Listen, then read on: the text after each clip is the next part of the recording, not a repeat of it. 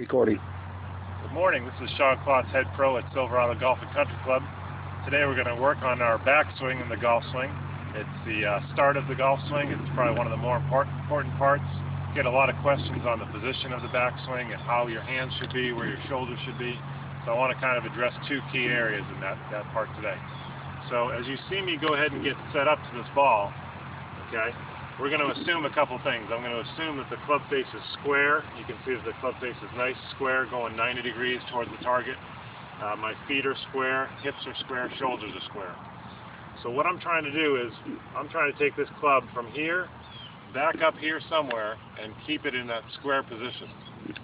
So when I go ahead and take my backswing, okay, now if I turn my body 90 degrees, my right arm is still next to my body here. If I turn my body 90 degrees and put the club face down, that club face is still in a square position. Okay? What I see sometimes, some of the errors that I see, is we'll see some people that take the club back a little bit closed or shut. So if I did that 90 degree deal, turn my body again, that club face, you can see it's going left. Alright, that ball is going to tend to go left because the club face is shut. The other one you'll see sometimes is the same thing, but basically it's the opposite. You just kind of go underneath, hands go open, turn my body, now the club face is open. The ball flies off to the right. Just that right there, if you just worked on that little drill, which is all I'm doing when I set up square to it, my right elbow is close to my body, my back elbow. As I turn the club and I go to a hip-high level, that's the most important part of this. My hands aren't past my hips right now, but that club face is nice and square. Dicko, if I can have you move just a little bit over here too to show you. The other part you want to look at when you're doing that is look how the club face or the club is right along my toe line. Nice and square. Okay? Again, when you see some people do some things that aren't as good, sometimes you go like this, you draw the club too far inside, and sometimes you'll see the guy who takes the club outside. Okay?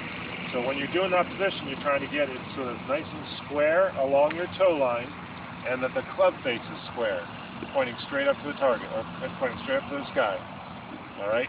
Secondary thing, I'm going to talk about the length of the backswing. The length of the backswing is always going to be shorter than longer. We get some guys out there on tour, Bubba Watson, John Daly.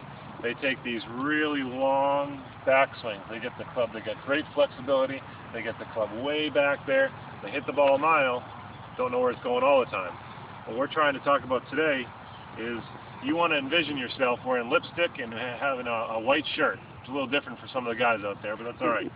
So if I felt like I had some lipstick on my lips here, I got my white shirt here. As soon as my left shoulder, my front shoulder hits my chin, that's as far back as I need to go. Okay? My hands are behind me.